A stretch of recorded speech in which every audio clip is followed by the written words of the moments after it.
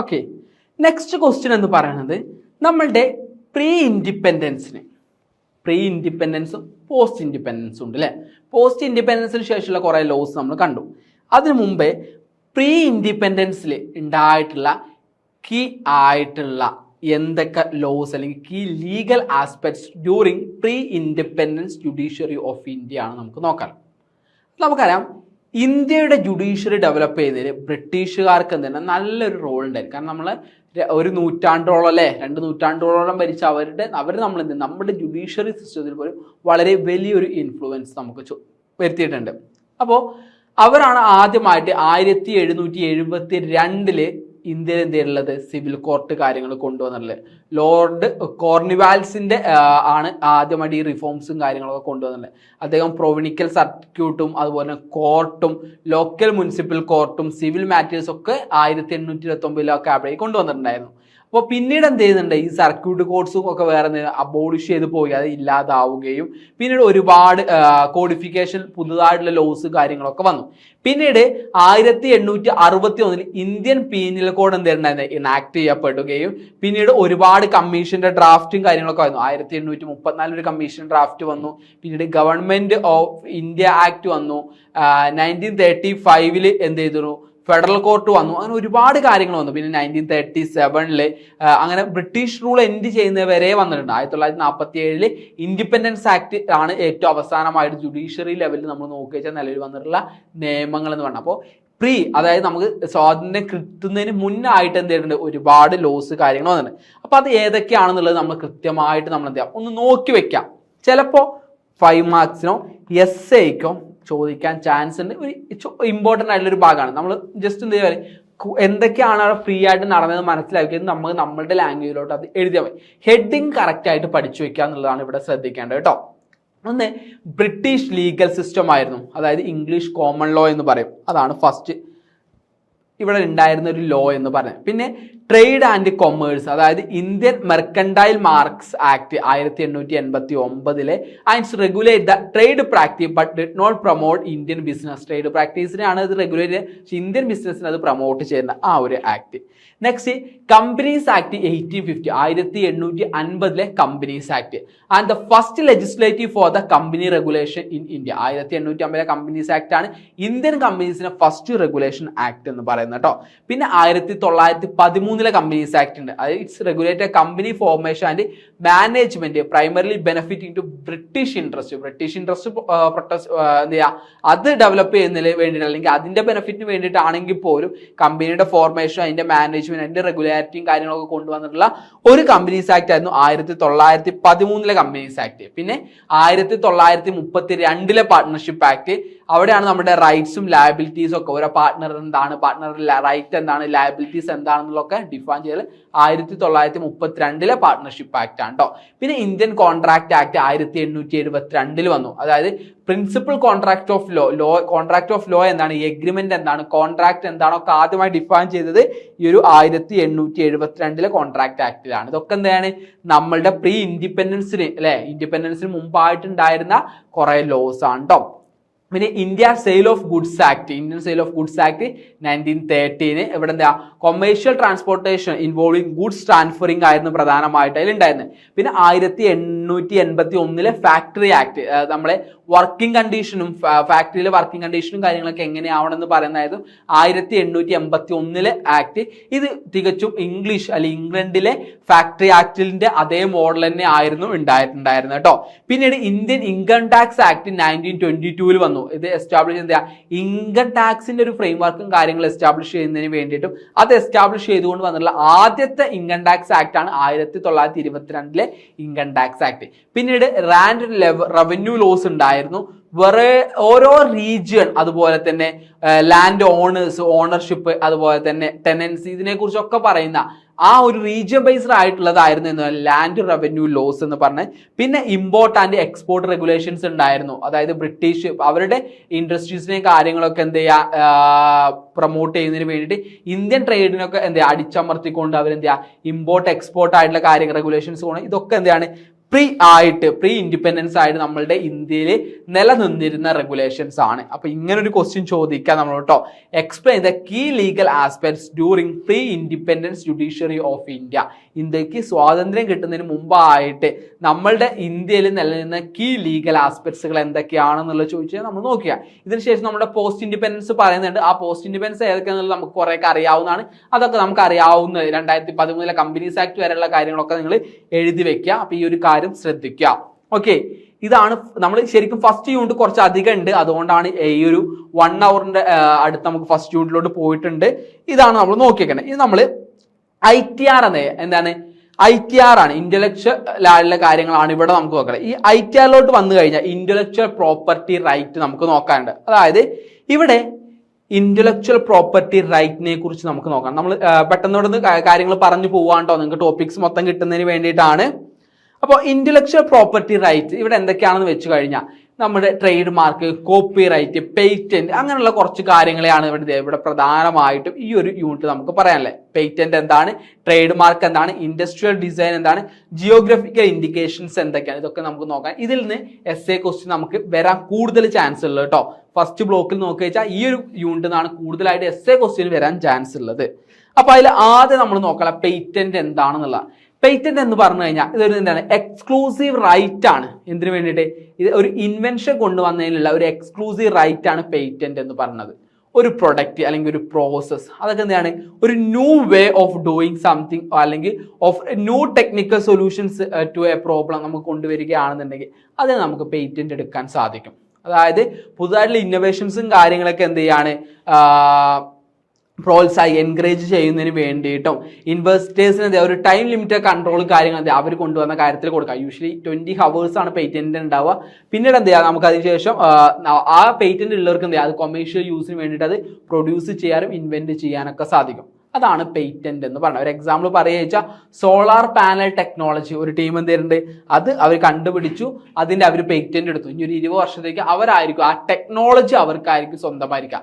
അവരുടെ കയ്യിൽ നിന്ന് വേറൊരാൾക്ക് കിട്ടണമെങ്കിൽ അവരുടെ കയ്യിൽ നമ്മൾ അത് പൈസ കൊടുത്ത് വാങ്ങേണ്ടി വരും. അതാണ് പേറ്റന്റ് എന്ന് പറയുന്നത്. ഒരു എന്താണ് ഇന്റലക്ച്വൽ പ്രോപ്പർട്ടി റൈറ്റ് ആണ് അല്ലെ. നെക്സ്റ്റ് ട്രേഡ് മാർക്ക് ആണ്. ട്രേഡ് മാർക്ക് എന്ന് പറഞ്ഞു കഴിഞ്ഞാൽ it is a recognisable sign, word, logo അല്ലെങ്കിൽ ഒരു സിമ്പൽ, ഇതൊക്കെയാണെന്ന് പറഞ്ഞാൽ ട്രേഡ് മാർക്ക് എന്ന് പറയുന്നത് അല്ലെ. പ്രധാനമായിട്ടും നമ്മുടെ ബ്രാൻഡ് ഐഡന്റിറ്റിയെ പ്രൊട്ടക്ട് ചെയ്യുക എന്നുള്ളതാണ് എന്തെന്ന് പറയുന്നത് ഇതിന് ട്രേഡ് മാർക്കിന്റെ പ്രധാനപ്പെട്ടുള്ള പർപ്പസ് എന്ന് പറയുന്നത്. ഒരു എക്സാമ്പിൾ പറയുക ആപ്പിൾ, ഫോണിന്റെ പുറകിൽ ആപ്പിളിന്റെ ചിഹ്നം, ആ ലോഗോ എന്താണ്, it's A brand, it's A trade mark. അതുപോലെ തന്നെ നൈക്കിന്റെ ഷൂവിൽ ഉണ്ടാവുന്ന ലോഗോ, അത് ഒരു ടിക്ക് മാർക്കൊക്കെ അല്ലെ, അതൊക്കെ എന്താണ് അതിൻ്റെതായിട്ടുള്ള ട്രേഡ് മാർക്ക്, അവർക്ക് മാത്രം അവകാശപ്പെടാൻ പറ്റുന്നതാണ്. അത് ആരെങ്കിലും കോപ്പി അടിച്ച് അത് പ്രശ്നമാവും. ഓക്കെ, അതാണ് ട്രേഡ് മാർക്കുകൾ എന്ന് പറയുന്നത്. പിന്നെ അടുത്ത ഒന്നാണ് ഇൻഡസ്ട്രിയൽ ഡിസൈൻ എന്ന് പറയുന്നത് കേട്ടോ. എന്താണ് ഇൻഡസ്ട്രിയൽ ഡിസൈൻ എന്ന് പറഞ്ഞാൽ it refers to the aesthetic and ornamental aspects of a product. Its shape, configuration, pattern or color. ഒരു അതിന്റെ എസ്തെറ്റിക് ആയിട്ടുള്ള കാര്യങ്ങളാണ് വരുന്നത്. അതിന്റെ കോൺഫിഗറേഷൻ ആയിരിക്കും, അതിന്റെ പാറ്റേൺ ആയിരിക്കും, കളർ ആയിരിക്കും. ഇവിടെ ഇപ്പൊ നമുക്കറിയാം കൊക്കക്കോള ബോട്ടിലിന്റെ ആ ഷേപ്പ്, നമ്മുടെ സ്മാർട്ട് ഫോണിന്റെ ഒക്കെ ഡിസൈൻ, അതൊക്കെ എന്താണ് ഒരു ഇൻഡസ്ട്രിയൽ ഡിസൈൻ ആണ്. പ്രധാനമായിട്ടും നമ്മളുടെ പ്രൊഡക്റ്റിന്റെ വിഷ്വൽ അപ്പിയറൻസ് അത് വേറെ രീതിയിൽ എന്ത് ചെയ്യുക, ഫംഗ്ഷനിൽ ആരും ഉപയോഗിക്കാതിരിക്കാൻ വേണ്ടിയിട്ടാണ് നമ്മൾ ഏത് എടുക്കുന്നത്, ഇൻഡസ്ട്രിയൽ ഡിസൈൻ എന്ന് പറയുന്ന ഒരു ഇന്റലക്ച്വൽ പ്രോപ്പർട്ടി റൈറ്റ് നമ്മൾ എടുക്കുന്നത്. ഓക്കെ, അതിൽ തന്നെ വരുന്ന ഒന്നാണ് ജിയോഗ്രഫിക്കൽ ഇൻഡിക്കേഷൻസ്. അടുത്ത ഒന്നാണ് ജിയോഗ്രഫിക്കൽ ഇൻഡിക്കേഷൻസ് എന്ന് പറയുന്നത് കേട്ടോ. എന്താണ് ജിയോഗ്രഫിക്കൽ ഇൻഡിക്കേഷൻസ് എന്ന് ചോദിച്ചു കഴിഞ്ഞാൽ it is a sign used on a product that have specific geographical origin and possess qualities, reputation and characteristics of essential due to the location. ആ ലൊക്കേഷൻ ബേസ് ചെയ്തുകൊണ്ട് എന്ത് ചെയ്യുക, അതിനെക്കുറിച്ച് ബ്രാൻഡ് ചെയ്യുന്നതാണ് എന്തെന്ന് ജിയോഗ്രഫിക്കൽ ഇൻഡിക്കേഷൻസ് എന്ന് പറയുന്നത്. ഫോർ എക്സാമ്പിൾ പറയുക കാഞ്ചീപുരം സിൽക്ക്, ഡാർജിലിംഗിലെ ചായ, ചമ്പാഗൻ അല്ലെ ഫ്രാൻസ്, നമ്മൾ ഓരോ തുണിത്തരങ്ങൾക്കായിരിക്കും, കാഞ്ചീപുരം പട്ട് സാരികൾ അല്ലെ, അതൊക്കെ നമ്മൾ അങ്ങനെ പറയുന്നത് അവിടുത്തെ ഒരു, അതുപോലെ തന്നെ കൈത്തറികളുടെ ഒക്കെ നമ്മൾ ഇന്ത്യയിലോട്ട് കൂടുതലായിട്ട് വരും. അങ്ങനെ ഓരോ ലൊക്കേഷൻ ബേസ് ചെയ്ത് നമ്മൾ എന്താ ഒരു പ്രൊഡക്റ്റിനെ കൂടുതലായി കൊടുക്കുകയാണ്. അതാണ് ജിയോഗ്രഫിക്കൽ ഇൻഡിക്കേഷൻസ് എന്ന് പറയാം. ആ പ്രൊഡക്ട്സ് അതിന്റെ ഒറിജിൻ, ഇപ്പോൾ ആറന്മുള വാൽക്കണ്ണാടി, അതൊക്കെ നമ്മൾ അവിടുന്ന് മാത്രം വാങ്ങുമ്പോഴേ നമുക്ക് അതിന്റെ കറക്റ്റ് ആയിട്ട് വരുള്ളൂ. അതാണ് ഒരു ജിയോഗ്രഫിക്കൽ ഇൻഡിക്കേഷൻസ് എന്ന് പറയുന്നത്. അപ്പൊ ഇത് നമ്മൾ നോക്കി വെക്കണം. ഇത് നമുക്ക് 2 മാർക്സിനോ 5 മാർക്സിനോ ആയിട്ട് നിങ്ങളോട് ഇത് എക്സ്പ്ലെയിൻ ചെയ്യാൻ ചോദിക്കാൻ ചാൻസ് ഉണ്ട്, വളരെ ഇമ്പോർട്ടൻ്റ് ആണ്. ഇനി അതിൽ നമ്മളോട് ചോദിക്കാൻ ചാൻസ് ഉള്ള കുറച്ച് എസ്എ മോഡൽ ടൈപ്പ് ക്വസ്റ്റ്യനും 5 മാർക്സ് ക്വസ്റ്റ്യനുമാണ് ഞാൻ ഇനി പറയാൻ പോകുന്നത്. ശ്രദ്ധിച്ചു കേൾക്കാട്ടോ. ഓക്കെ, ഒന്നെന്ന് പറയുന്നത് ലീഗൽ പ്രൊട്ടക്ഷൻ. ഇന്ത്യയിൽ എന്ത് ചെയ്യുന്നില്ല, 1970 പേറ്റന്റ് പ്രൊട്ടക്ഷൻ ആക്ട് ഗവേൺ ചെയ്യുന്നുണ്ട്. ഇതിന് കുറച്ച് കീ ആസ്പെക്ട്സ് ഉണ്ട്. ഒന്നെന്ന് പറയുന്നത് പേറ്റന്റിന്റെ റൈറ്റ് ആണ്. ലീഗൽ പ്രൊട്ടക്ഷൻ ആക്ട് ആയിട്ട് പറയുന്നത് legal protection of patent in India. എങ്ങനെയാണ് ഇതിന്റെ ലീഗൽ പ്രൊട്ടക്ഷൻ വരുന്നത് എന്നുള്ളതാണ്. 20 വർഷം വരെ ആ പേറ്റൻസ് എടുത്ത വ്യക്തിക്ക് എന്ത് ചെയ്യാൻ പറ്റും, അത് ഹോൾഡ് ചെയ്യാൻ പറ്റും. അതാണ് ഫസ്റ്റത്തെ. The patent rights have exclusively to make or use or sell and distribute their invention for 20 year from the filing date. നമ്മൾ എന്ത് ചെയ്യുക, പേറ്റന്റ് എടുത്തു കഴിഞ്ഞാൽ 20 വർഷം വരെ എന്ത് ചെയ്യുക, ആരാണോ പേറ്റന്റ് എടുത്ത് അവർക്ക് അത് ഉപയോഗിക്കാൻ സാധിക്കും, അവർക്ക് അത് സെല്ല് ചെയ്യുക, അവർക്ക് അത് യൂസ് ചെയ്യാനുള്ള അവകാശം ഉണ്ടായിരിക്കും. പിന്നെ ഇൻഫ്രിഗ്മെന്റ് എന്ന് പറഞ്ഞു കഴിഞ്ഞാൽ unauthorised use of patent product or process constitute infringement. അതായത് അത് എതിരായിട്ട് നമ്മൾ ചെയ്യാം, പേറ്റന്റിന് എതിരായിട്ട് ചെയ്താൽ അതിന്റെ പെനാൽറ്റീസും കാര്യം അവർ എന്താണോ ആവശ്യപ്പെടുന്നത് അത് നമ്മൾ എന്ത് ചെയ്യേണ്ടി വരും, കൊടുക്കേണ്ടി വരും. ആൻഡ് സിവിൽ റെമഡീസ് ഉണ്ട്. അതായത് patents can file lawsuit for injunction, damage and destruction of infringement of product. അത് നമ്മുടെ പ്രൊഡക്റ്റ് വേറെ ആൾ നമ്മുടെ ടെക്നോളജി യൂസ് ചെയ്ത് കഴിഞ്ഞാൽ അതിന് നമുക്ക് കേസും കാര്യങ്ങളൊക്കെ കൊടുക്കാൻ സാധിക്കും.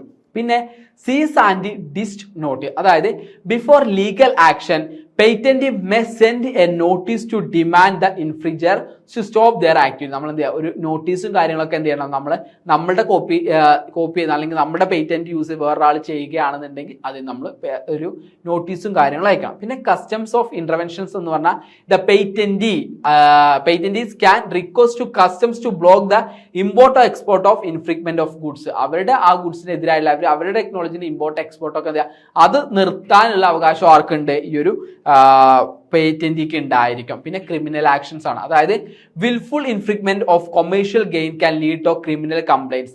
നമ്മുടെ പേറ്റന്റ് മറ്റൊരാൾ അയാൾക്ക് കൊമേഴ്ഷ്യൽ ആയിട്ടുള്ള ബെനിഫിറ്റ് ഉണ്ടാക്കാൻ വേണ്ടി യൂസ് ചെയ്ത് കഴിഞ്ഞാൽ അതും എന്താണെന്നാ പറയുന്നത്, അതും ഇത്തരത്തിൽ കേസ് കൊടുക്കാൻ പറ്റുന്ന ഒരു കാര്യമാണ്. പിന്നെ പേറ്റന്റ് റിവോക്കേഷൻ, അതായത് interested parties can challenge the patent validity. Interested ആയിട്ടുള്ള പാർട്ടീസ് എന്ത് ചെയ്യുക, ഈ പേറ്റന്റ് ചലഞ്ച് ചെയ്യാൻ സാധിക്കും. Potentially lead to revocation by the intellectual property appellate board of ഹൈക്കോർട്ടിലോ അപ്ലിക്കേറ്റിലോ പോയിട്ട് അവർക്ക് അതിന് എതിരായിട്ട് സമർപ്പിക്കുക. അത് തെളിഞ്ഞു കഴിഞ്ഞാൽ എന്ത് ചെയ്യും, ആ പേറ്റന്റ് റിവോക്ക് ചെയ്യുകയും ചെയ്യും. അപ്പോൾ അതായത് പേറ്റന്റ് ഒരു പ്രാവശ്യം എടുത്തു വെച്ചിട്ട് അത് ഫിക്സഡ് ആവില്ല, അതിനെതിരെ എന്ത് ചെയ്യുക, വേറൊരാൾക്ക് കേസ് കാര്യങ്ങൾ കൊടുക്കാനുള്ള ഓപ്ഷൻസ് ഉണ്ടെന്നാണ് ഇവിടെ പറഞ്ഞത്. ഇതാണ് എന്തെന്ന് പറയുന്നത് legal protection of patent in India എന്നാണ്. ഇന്ത്യയിൽ എങ്ങനെയാണ് ലീഗൽ പ്രൊട്ടക്ഷൻ പേറ്റന്റിന് കൊടുക്കുന്നതെന്ന് ചോദിച്ചു കഴിഞ്ഞാൽ അതിന് ആൻസർ ആണ് നമ്മൾ ഈ രീതിയിൽ എഴുതേണ്ടത്. ഇനി എങ്ങനെയാണ് നമുക്ക് പേറ്റന്റ് കിട്ടുക എന്നുള്ളതാണ് അടുത്തൊരു ക്വസ്റ്റ്യൻ വരാം. How we get the patent എന്നുള്ളതാണ് നെക്സ്റ്റ് ആയിട്ടുള്ള ഒരു ക്വസ്റ്റ്യൻ വരുന്നത് കേട്ടോ. അപ്പൊ എങ്ങനെയാണെന്ന് വെച്ച് കഴിഞ്ഞാൽ ഫസ്റ്റ് നമ്മൾ എന്ത് ചെയ്യണം, പേറ്റന്റിന്റെ ആപ്ലിക്കേഷൻ നമ്മൾ സബ്മിറ്റ് ചെയ്യണം. അതിൽ പറഞ്ഞിരിക്കുന്ന ഡോക്യുമെന്റ്സും കാര്യങ്ങളും വെച്ച് റെലവെന്റ് ഓഫീസർക്ക് നമുക്ക് പേറ്റന്റിന്റെ ആപ്ലിക്കേഷൻ നമ്മൾ കൊടുക്കാം. അതിനുശേഷം നമ്മൾ പബ്ലിഷ് ചെയ്യും. അതായത് ഈ ആപ്ലിക്കേഷൻ നമ്മൾ പബ്ലിഷ് ചെയ്യും, ഓട്ടോമാറ്റിക്കലി നമ്മുടെ ഒഫീഷ്യൽ ജേർണലിൽ നമുക്ക് വരും. 18 മാസം നമ്മൾ എന്ത് ചെയ്യുക, ഫയൽ ചെയ്തിട്ടുള്ള ഡേറ്റിനുള്ളിൽ ഓട്ടോമാറ്റിക്കലി വരും. അത് നമ്മുടെ title, abstract, application number, name of applicant, inventor എല്ലാം അതിലുണ്ടായിരിക്കും. ഇത് വന്നു കഴിഞ്ഞാൽ ഓപ്പോസിഷൻ ആണ്. അഥവാ പ്രീ ഗ്രാൻഡ് ഒപ്പോസിഷൻ എന്നാ പറയാ. Any person can file an opposition before the patent grand. Patent കൊടുക്കുന്നതിന് മുമ്പ് ആരെങ്കിലും അത് ഒപ്പോസിറ്റ് ചെയ്യുന്നുണ്ടെങ്കിൽ, ആരെങ്കിലും എതിർക്കുന്നുണ്ടെങ്കിൽ അവർക്ക് എന്ത് ചെയ്യാം, അവരുടെ കാര്യങ്ങൾ അതിൽ സമർപ്പിക്കാനുള്ള ടൈമാവും. പിന്നെ എന്ത് ചെയ്യാം, പോസ്റ്റ് ഗ്രാൻഡ് ഒപ്പോസിഷൻ, അതായത് ആഫ്റ്റർ പേറ്റന്റ് ഗ്രാൻഡ് ചെയ്ത് കഴിഞ്ഞാൽ നമുക്ക് ഇൻട്രസ്റ്റഡ് പാർട്ടീസ് ഉണ്ടെങ്കിൽ പോസ്റ്റ് ഗ്രാൻഡ് ഒപ്പോസിഷൻ അവർക്ക് ചെയ്യാൻ സാധിക്കും. അതിനുശേഷം റിക്വസ്റ്റ് ഫോർ എക്സാമിനേഷൻ നമ്മൾ എന്ത് ചെയ്യും, റിക്വസ്റ്റ് കൊടുക്കും. നമ്മുടെ ഫോം 18 വിത്ത് 48 മന്ത്സിനുള്ളിൽ നമ്മൾ ഫയൽ ചെയ്ത് കഴിഞ്ഞുള്ള പരിയർ ഡേറ്റിൽ ഫയൽ ചെയ്ത് 48 മന്ത്സിനുള്ളിൽ നമുക്ക് എന്ത് ചെയ്യാം, റിക്വസിഷൻ ഫോർ എക്സാമിനേഷൻ നമ്മൾ സമർപ്പിക്കാം. അതിനുശേഷം ഫസ്റ്റ് എക്സാമിനേഷൻ റിപ്പോർട്ട് വരും, FER എന്നാണ് പറയാം. പേറ്റന്റ് എക്സാമിനർ എന്ത് ചെയ്യും, ആപ്ലിക്കേഷൻസും ഇഷ്യൂ ഓഫ് FER ഒക്കെ ബേസ് ചെയ്ത് ആൾ മൊത്തം നോക്കും. അതിന് ഇൻവെസ്റ്റിഗേഷൻ കാര്യങ്ങളും ചെയ്യും. അതിന്റെ ഇൻഡസ്ട്രിയൽ ആപ്ലിക്കേഷൻസും കാര്യങ്ങളൊക്കെ നോക്കിയിട്ട് എന്ത് ചെയ്യും, അതിന്റെ ഫസ്റ്റ് എക്സാമിനേഷൻ കംപ്ലീറ്റ് ചെയ്യും. അതിനുശേഷം അമെൻമെന്റ് ഓഫ് ഒബ്ജെക്ഷൻസ് ആണ്. അതായത് application can respond the objection raised in FER. FERൽ കുറെ ഒബ്ജെക്ഷനും കാര്യങ്ങളും വന്നു, അതിന്റെ അമെൻമെന്റ്, അതിനെതിരായിട്ടുള്ള കാര്യങ്ങളൊക്കെ ആര് പറയേണ്ടി വരും, പിന്നീട് ഈ ആരാണോ ആപ്ലിക്കേഷൻ അവർ പറയുന്നത് അതൊക്കെ എല്ലാം റെഡി ആയി കഴിഞ്ഞാൽ പേറ്റന്റ് നമുക്ക് ഗ്രാൻഡ് ചെയ്ത് കിട്ടും. If the objection are satisfied address the patent is grant and the application is assigned to a serial. നമ്മൾ പേറ്റന്റ് കിട്ടിക്കഴിഞ്ഞാൽ നമുക്കൊരു സീരിയൽ നമ്പറും കിട്ടും. ഇതാണെന്ന് എന്നത് ഇന്ത്യയിൽ പേറ്റന്റ് കിട്ടുന്നതിന് നമ്മൾ ഫോളോ ചെയ്യേണ്ട സ്റ്റെപ്സ് എന്ന് പറയുന്നത്. അപ്പോൾ ഇത് ഇമ്പോർട്ടൻ്റ് ആയിട്ട് എക്സാമിന് 5 മാർക്സിന് 10 മാർക്സിന് ചോദിച്ചിട്ടുണ്ട്. അപ്പോൾ അത് നോക്കി വെക്കാം കേട്ടോ. അതുപോലെ ഈ ഒരു എക്സാമിന് നമുക്ക് ചോദിക്കാൻ ചാൻസ് ഉള്ള വളരെ ഇമ്പോർട്ടൻ്റ് ആയിട്ടുള്ള ഒരു കാര്യമാണ് എന്താണ് ഇൻഡസ്ട്രിയൽ ഡിസൈൻ, എന്താണ് ലീഗൽ പ്രൊട്ടക്ഷൻ, എന്താണ് അതിൻ്റെ സ്റ്റെപ്സ്, അതുപോലെ തന്നെ ജിയോഗ്രഫിക് ഇൻഡിക്കേഷൻ എന്താണ്, അതിൻ്റെ ലീഗൽ പ്രൊട്ടക്ഷൻ, അതിൻ്റെ സ്റ്റെപ്സ്, അതിൻ്റെ ഫീച്ചേഴ്സ്, ഫങ്ഷൻസ് ചോദിക്കാൻ ചാൻസ് ഉണ്ട്. അപ്പോൾ അത് നോക്കി വെക്കാം കേട്ടോ. അപ്പോൾ നമുക്ക് എന്താണ് ഇൻഡസ്ട്രിയൽ ഡിസൈൻ എന്നുള്ളത് നോക്കാം. ഇൻഡസ്ട്രിയൽ ഡിസൈൻ എന്ന് പറഞ്ഞാൽ it's A form of intellectual property that protect the visual design and of object. ഒരു ഒബ്ജക്റ്റിന്റെ വിഷ്വൽ ഡിസൈൻ ആണ് ഇത് പ്രൊട്ടക്ട് ചെയ്യുന്നത് കേട്ടോ. പിന്നെ എന്താണ് it focus such a feature of shape, configuration, pattern, ornamentation, അതുപോലെ തന്നെ കളർ എന്നുള്ള കാര്യങ്ങളൊക്കെയാണ് ഇവിടെ വരുന്നത്. എന്നിട്ട് അത് പറയുന്നുണ്ട് നമുക്ക് എന്ത് ചെയ്യുന്നുണ്ട്, ഇൻഡസ്ട്രിയൽ ഡിസൈൻ ആക്ട്സ് ഉണ്ട് 2000. അത് പ്രകാരം ഒരുപാട് സെവറൽ ആക്ഷൻസ് എന്ത് ചെയ്യാം, ഈ ലീഗൽ ആക്ഷൻസ് ഇത് പ്രകാരമുണ്ട്. ഒന്നെന്ന് പറഞ്ഞാൽ ഇൻഫ്രിജനേഴ്സ് ഓർ ഇൻഡസ്ട്രിയൽ ഡിസൈൻ, അതായത് ഇൻഫ്രിജ്മെന്റ് ഓഫ് പ്രൊസീജിയർ, അത് നമ്മൾ ഇത് വേറെ ആരെങ്കിലും കോപ്പി അടിക്കുക കാര്യങ്ങൾ ഉപയോഗിക്കുക ചെയ്തിട്ടുണ്ടെന്നുണ്ടെങ്കിൽ അവർക്കെതിരെ ലീഗൽ ആക്ഷൻസ് എടുക്കാനും, അത് ഈ ഇൻഡസ്ട്രിയൽ ഡിസൈൻസ് എല്ലാം ചെയ്യുന്നുണ്ടെങ്കിൽ അത് രജിസ്റ്റർ ചെയ്തിട്ട് വിത്തൗട്ട് പെർമിഷൻ ആണെന്നുണ്ടെങ്കിൽ അതിനെതിരെ കേസ് എടുക്കാനൊക്കെ ഉള്ള ഒരു പ്രൊവിഷൻ ഉണ്ട്. പിന്നെ സീസ് ആൻഡ് ഡിസാസ്റ്റർ നോട്ട്, അതായത് ഓണേഴ്സ് എന്ത് ചെയ്യുക, ഒരു നോട്ടീസ് അലൈൻഡ് ആയിട്ടുള്ള ഇൻഫ്രിജർ ആരാണ്, അതായത് നമ്മളത് ആരാണ് യൂസ് ചെയ്യുക അവർക്ക് പേറ്റന്റ് കേസ് പറഞ്ഞ നോട്ടീസ് അയക്കാനുള്ള ഒരു ഓപ്ഷൻ ഉണ്ട്. പിന്നെ demanding the stop the infringement and potentially seeking compensation or licensing agreement, compensation അല്ലെങ്കിൽ ലൈസൻസിങ് എഗ്രിമെന്റ് കിട്ടുന്നതിന് വേണ്ടിയിട്ട് അവർക്ക് എന്ത് കോമ്പൻസേഷൻ കിട്ടാൻ, അതായത് നമ്മളുടെ ഈ ഇൻഡസ്ട്രി ഡിസൈൻ വേറെ ആൾ യൂസ് ചെയ്താൽ നമുക്ക് കോമ്പൻസേഷൻ കിട്ടാനുള്ള കിട്ടും. അതുപോലെ തന്നെ ഇൻജക്ഷൻസ് നമുക്ക് എന്ത് ചെയ്യാം അയക്കാൻ പറ്റും, അഥവാ court can issue temporary or permanent injunction to prohibit the infringer from the further use or sale of the infringed design. നമ്മൾ എന്ത് ചെയ്യുക, ഓൾറെഡി രജിസ്റ്റർ ചെയ്ത ഡിസൈൻ വേറൊരാൾ യൂസ് ചെയ്യുകയാണെന്നുണ്ടെങ്കിൽ നമുക്ക് അത് തടയാൻ വേണ്ടി കോർട്ടിൽ നിന്ന് ഇൻജക്ഷൻസും കാര്യങ്ങളൊക്കെ എന്ത് ചെയ്യുക, ടെമ്പററി ആയിട്ടും പെർമനന്റ് ആയിട്ട് നമുക്ക് അയക്കാൻ സാധിക്കും. ഇതാണ് എന്തെന്ന് പറയുന്നത് ഇൻഡസ്ട്രിയൽ ഡിസൈനെ പ്രൊട്ടക്ട് ചെയ്യുന്ന ലീഗൽ ലോസ് എന്ന് പറയാനുള്ളത്. ഇനി അതിന്റെ പ്രൊസീജിയർ എങ്ങനെയാണെന്ന് ചോദിച്ചാൽ നമ്മൾ ആദ്യം ആപ്ലിക്കേഷൻസ് നമ്മൾ കൊടുക്കും. നമ്മുടെ ആപ്ലിക്കേഷൻസും കാര്യങ്ങൾ നമ്മുടെ രജിസ്റ്റേർഡ് ഡിസൈൻസും കാര്യങ്ങളൊക്കെ വെച്ചിട്ട് Indian patent and trade mark ഓഫീസിന്റെ IPTOയിൽ നമ്മൾ കൊണ്ടുപോയിട്ട് എന്ത് അതിന്റെ ആപ്ലിക്കേഷൻസ് നമ്മൾ കൊടുക്കും. ഒന്നില്ലെങ്കിൽ ഓൺലൈനായിട്ട് കൊടുക്കുക, അല്ലെങ്കിൽ റീജിയണൽ ഓഫീസ് ഡയറക്റ്റ് പോയിട്ട് കൊടുക്കുക. അതിൽ ആപ്ലിക്കേഷൻ നമുക്ക് കുറച്ച് കാര്യങ്ങളും നമ്മുടെ നെയിം ആൻഡ് അഡ്രസ്സ്, നമ്മുടെ ആ ഡ്രോയിങ്സ് അല്ലെങ്കിൽ ആ ഡിസൈൻ വേണം, അതിൻ്റെ ഒരു ഡിസ്ക്രിപ്ഷൻ വേണം. പിന്നെ എന്താണ് priority details if claiming previously filed applications ഉണ്ടെങ്കിൽ അത് നമ്മൾ കൊടുക്കണം. അത് ആപ്ലിക്കബിൾ ആണെങ്കിൽ ചെയ്താൽ മതി കേട്ടോ. ഇത്രയും നമ്മൾ ചെയ്ത് കഴിഞ്ഞാൽ പിന്നെ എന്ത് ചെയ്യും, അതിനൊരു ഫോർമൽ എക്സാമിനേഷൻ നടത്തും, പിന്നെ ഒരു സബ്സ്റ്റൻസീവ് എക്സാമിനേഷൻ നടത്തും, പിന്നീട് എന്ത് ചെയ്യുക പബ്ലിക്കേഷൻ ആൻഡ് ഒപ്പോസിഷൻ വേണ്ടി അത് പബ്ലിഷ് ചെയ്യും. പിന്നെ നമ്മുടെ രജിസ്ട്രേഷൻ നമുക്ക് ഗ്രാൻഡ് ചെയ്ത് തരികയായിട്ട് ചെയ്യാം. പിന്നെ നമുക്ക് എന്ത് ചെയ്യാൻ സാധിക്കും, ഈ ഓണർ അത് നമുക്ക് ഗ്രാൻഡ് ചെയ്ത് തരികയാണ് ചെയ്യുക. ഇതാണ് എന്തെന്ന് പറയുന്നത് അതിൻ്റെ പ്രധാനപ്പെട്ടിട്ടുള്ള സ്റ്റെപ്സ് എന്ന് പറയുന്നത്. അപ്പോൾ അത് ഓർത്ത് വെക്കുക കേട്ടോ. ഞാൻ പെട്ടെന്ന് പോകുന്നുണ്ട്. ഈ ടോപ്പിക്സ് ഒക്കെ നിങ്ങൾ കവർ ചെയ്യണം. ഞാനത് പറയുന്നുണ്ട്. ഏതെങ്കിലും ടോപ്പിക്സ് ക്ലിയർ ആയിട്ടില്ലെങ്കിൽ നിങ്ങളത് ചോദിക്കുകയും വേണം. Next geographical indications, functions and needs ആണ്. എന്താണ് ജിയോഗ്രഫിക്കൽ ഇൻഡിക്കേഷൻ, അതിന്റെ ഫങ്ഷൻസും നീഡ്സും ആണ് നോക്കാല്ലേ. ജിയോഗ്രഫിക്കൽ ഇൻഡിക്കേഷൻ അഥവാ GI എന്ന് പറഞ്ഞു കഴിഞ്ഞാൽ name or sign used on product that's originate from the specific geographical geographical ലൊക്കേഷനും കാര്യങ്ങളും പറയുന്നതാണ് ജിയോഗ്രഫിക്കൽ ഇൻഡിക്കേഷൻ എന്ന് പറഞ്ഞത്. പ്രധാനമായിട്ട് ഇതിന്റെ ഫങ്ഷൻസ് എന്ന് പറഞ്ഞു കഴിഞ്ഞാൽ എന്താണ്, ഒന്ന് കൺസ്യൂമറിന് അഷ്വറൻസ്, ഇത് ഒറിജിനൽ പ്രൊഡക്റ്റ് ആണ്, ആ ഒരു ആറന്മുള കണ്ണാടി ആണെങ്കിൽ ആറന്മുളയിൽ തന്നെ നിർമ്മിച്ചാണെന്ന് ഉറപ്പ് വരുത്തുന്നതിനാണ് ഈ ജിയോഗ്രഫിക്കൽ ഇൻഡിക്കേഷൻസ് ഉപയോഗിക്കുന്നത്. രണ്ടാമത്തെ സപ്പോർട്ട് ആർട്സ്, അതായത് GIs protect the livelihood of artist and ക്രാഫ്റ്റും. ഇപ്പോൾ ആറന്മുള കണ്ണാടി, കാഞ്ചീപുരം സിൽക്ക്, അതൊക്കെ അവിടുന്ന് ആ ജിയോഗ്രഫിക്കൽ ലൊക്കേഷൻ അതിന്റെ ഒപ്പം ആഡ് ചെയ്തുകൊണ്ട് അതിനൊക്കെ പ്രൊട്ടക്ട് ചെയ്യുക. ആ ക്രാഫ്റ്റ്മാനെ ആണെന്നുണ്ടെങ്കിൽ അത് ഉണ്ടാക്കുന്നത് അല്ലെങ്കിൽ ആർട്ടിസ്റ്റിനൊക്കെ പ്രൊട്ടക്ട് ചെയ്യുന്നതിന് വേണ്ടി ഇത് ഹെൽപ്പ് ചെയ്യുന്നുണ്ട്. അത് ഇതിനൊരു ഫംഗ്ഷൻ ആണ്. പിന്നെ ജനറേറ്റ് എംപ്ലോയ്മെന്റ്, അപ്പൊ എന്താണ്, they create jobs and increase income from the produce, ആ ഉണ്ടാക്കുന്നവർക്ക് ഇൻകം ജനറേറ്റ് ചെയ്യുന്നതിന് വേണ്ടിയിട്ടും ഇത് ഹെൽപ്പ് ചെയ്യുന്നുണ്ട്, അല്ലെങ്കിൽ ഇതിന്റെ ഒരു ഫംഗ്ഷൻ ആണ് നമുക്ക് പറയാം. പിന്നെ എന്ന് പറഞ്ഞാൽ പോപ്പുലേഷൻ റീറ്റൻഷൻ, അഥവാ ഹെൽപ്പ് റീറ്റെയിൻ പോപ്പുലേഷൻ സ്പെസിഫിക്. ഇപ്പോൾ ആറന്മുള കണ്ണട, അപ്പൊ അത് ഉണ്ടാക്കുന്നവരെ ആറന്മുള തന്നെ എന്താ നിലനിർത്തുന്നതിന് വേണ്ടിയിട്ട് ഇത് ഹെൽപ്പ് ചെയ്യുന്നുണ്ട്.